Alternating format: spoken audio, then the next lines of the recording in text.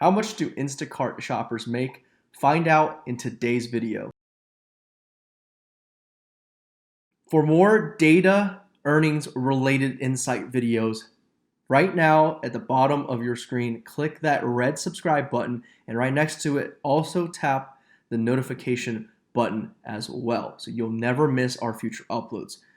We will be uploading a lot more data insights videos in the coming weeks, and you do not want to miss out on these videos because they are exclusive and they will help you formulate your best strategy to make more money.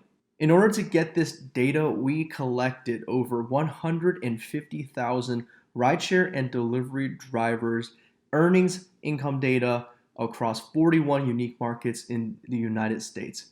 We are Gridwise. We offer a mobile app solution for gig workers to track and analyze their performance across all the gig work platforms that they drive for.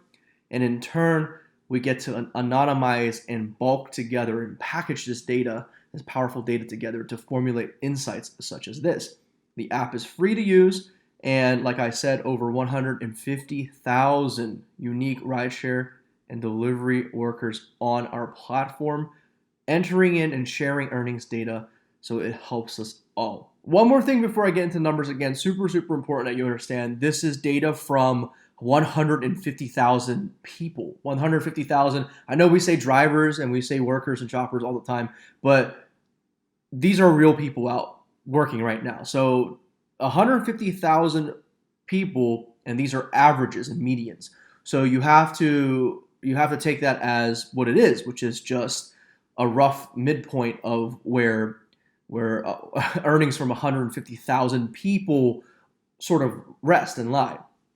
How much do Instacart shoppers make? I personally pulled data all the way back from July until now, and across the United States, the entire earnings median average for Instacart shoppers, can you guess, is around $15.13, which is not bad for a median because it's a median.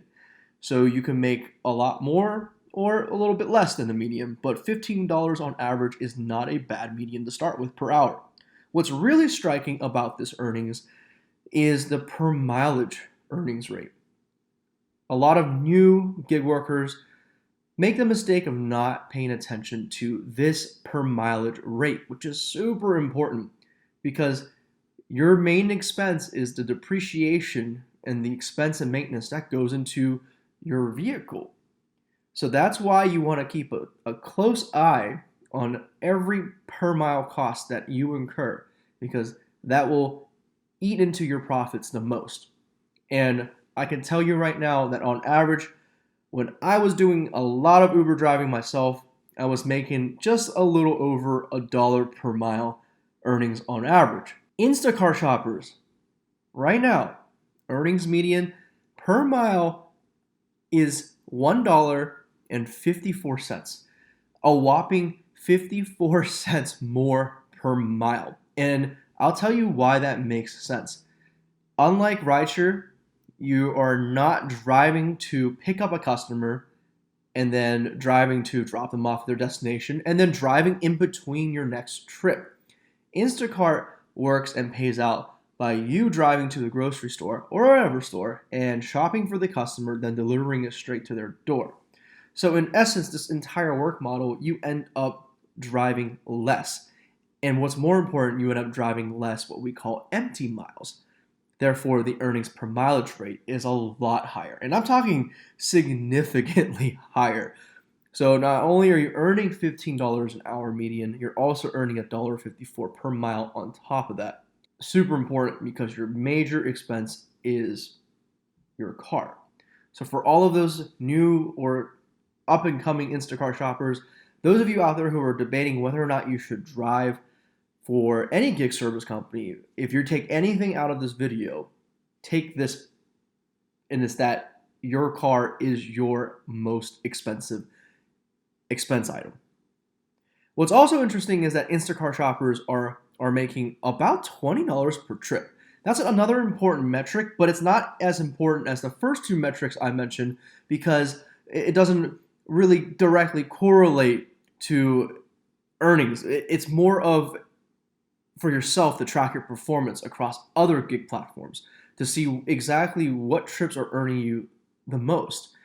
This is more about thinking of your gig service work as a business that you run rather than just you working through an app, right? If you treat this as a business and you start analyzing your income as and your expenses as a business owner, you start to formulate strategies around your business. You're going to make more money.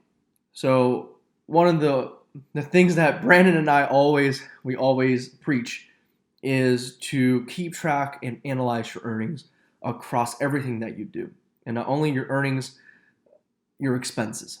So the whole gamut, and that's what it boils down to is how business owners run their businesses. So you can make a lot more than what I'm telling you, or you can make a lot less than what I'm telling you. But on average, that's what you're going to earn in the long run over a large population, a large sample size, a large volume of trips.